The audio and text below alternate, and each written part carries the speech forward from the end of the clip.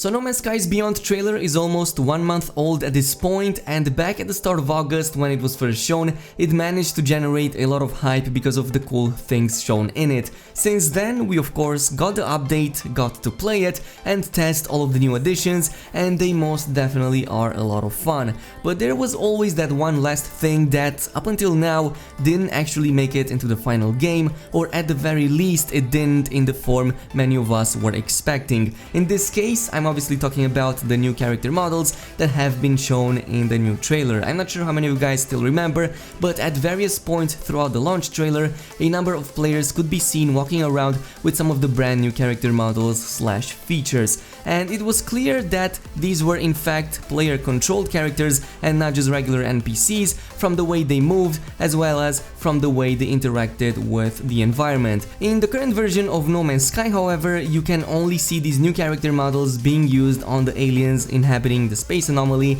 but when using the character customizer, these features are nowhere to be found, even though the trailer did imply that they would be a player option as well. So where are these character models today and why cannot we see them? Well, luckily enough, there are quite a few hints to go over, and the good news is that they might drop sooner than you actually think. So let's dive right in with everything we know, and also don't forget to hit that like button if you enjoyed this video as well. Anyway, to start things off, the trailer only showed a handful of the new character faces, but the truth is the new update added more than a dozen of these new character models in the game, all of which can be seen on the space anomaly, as most of the entities over there use these new assets. In fact, these new models look significantly better and more unique than almost anything we already had in the game, so there's no wonder that many players might want to customize their characters with some of these new looks. Once you dive a little bit in the game's history though, and some of Sean Murray's pre-Beyond interviews, it all becomes apparent why they haven't yet been released. First of all, these new character models are most likely going to be exclusive to the community missions via the Quicksilver merchant. For those who are new here or don't know what I'm talking about, soon after the next update got released last year, Hello Games added a new type of weekly community event that required the entire player base to work together towards a common goal. Completing these goals would reward a new currency called Quicksilver that could be further spent at the Quicksilver bot on the space anomaly on exotic collectibles such as new character helmets, emotes, as well as various base decorations. To unlock these at the merchant in the first place, the community would have to progress through each of the 3 tiers to unlock all of these new items, with the best looking ones of course generally being tied to the last tier to begin with. If enough people participated in these events, these tiers would be filled more quickly, allowing players to access these new rewards faster.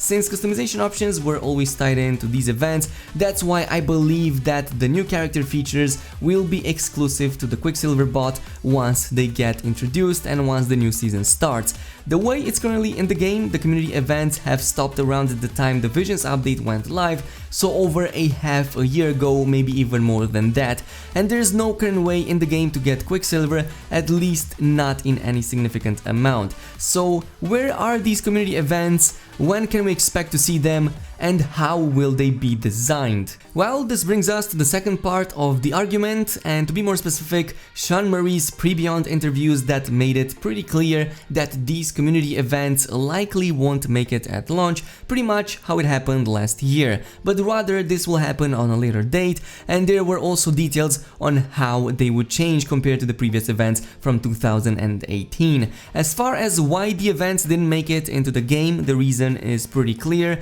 The game had more than 16 patches in just a bit over 3 weeks at this point, which means that almost every other day Hello Games was busy bringing in a new set of fixes for the inevitable problems that can arise with an update of this size. This made implementing pretty much anything as complex and organized as a community event almost impossible. Just going over the latest development update, it's clear that Hello Games' current strategy is to fix any remaining critical bugs, improve the gameplay performance, and then then move on to something new so that the players can enjoy the new content with as few issues as possible. Going over how these events will change for the future, Sean Murray mentioned that unlike last year's similar events, this year they are planning to make them much longer. This is so that more players can take part in them and earn more points, which further lets them get more rewards, especially those really awesome customization options. One of the major complaints players had last year was the fact that they couldn't always make it in time on a week-by-week basis to get nearly enough Quicksilver to afford many of the good exotics. Even more so, the Quicksilver could only be acquired once per day, since the events that rewarded them would have a 24-hour reset window. So it's very possible that this year, instead of having a weekly event, we might have a bi-weekly event or even a monthly one. Furthermore, Sean also believes that the way they have set them up in the past quickly burned up the small team over at Hello Games, so he wants to provide more breathing room both for his team as well as for the player base, and in all honesty I believe that having these events last a little bit longer would greatly benefit many of the players who don't always make it on time to play the game on a daily basis. As far as how these missions are going to be structured, Sean did mention that they will involve more co-op than ever before. Last year it was sort of like everybody doing the same mission in the same place, but everybody did so on their own and on their own progress that was being tracked separately from one another. So it wasn't community cooperation in the true sense of the word, it was kinda like doing separate missions of the same example again and again until the tiers were filled. But in the ones coming up, players will finally get to cooperate in a similar style to how it is set up and done on the Nexus. A few examples were even given, such as collecting certain types of rare resources, finding the deepest caves, building a particular structures together, and so on, and there's definitely going to be some fighting missions in there as well. So once you accept these community missions, you will automatically join a shard of other online players on a certain planet, up to 32 on the PC or 8 to 16 on the consoles, and you'll have to engage together with other players to finish these events, so it's most likely that these missions are going to be tracked together and be shared with all of the players currently in the shard, much like how it is done with the Nexus missions, except for way more players. As you complete the objectives, you will see the tracker going up, most probably, but it will also go up as other players are completing it at the same time as you, and this will all be shared within the same shard. So let's say that, for example, you're on a planet and the event requires to finish off a few hundred alien horrors. Both your kills as well as other player kills would likely be counted on one single common mission tracker that everyone in the game shares and will have displayed on their screen somewhere in the right corner.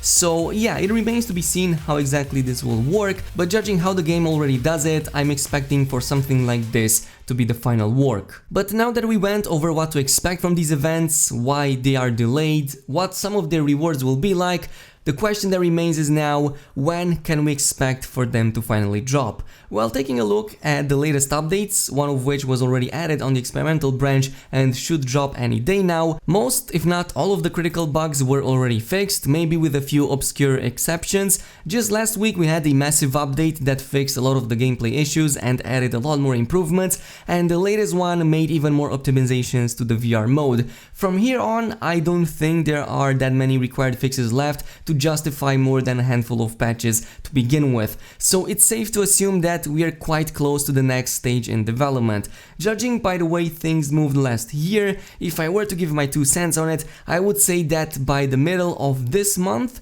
we should be done with the patches and have our first set of weekly community events for 2019. For reference, last year the game came out on July 24th and the first set of community events started on August 30th, so a bit over a month after that. This year the game came out on August 14, and if Hello Games follows a similar schedule, that would likely place us somewhere around the middle of September, so a little bit over 2 weeks from this point. But that might happen even sooner than that, considering that Beyond already had way faster update cycles compared to the next update last year, so we already have like almost 20 updates, and it seems that it's probably going to come at a stop really soon. Anyway, once the update does drop, I hope that we'll get to buy all of the new exotic character models in the game, and I believe that these will be added on a weekly, maybe bi-weekly basis, or maybe 2 at a time, because there's definitely a lot of them being added in the game. I'm also expecting a lot more decorations for our bases, maybe some emotes and something else that we didn't have so far,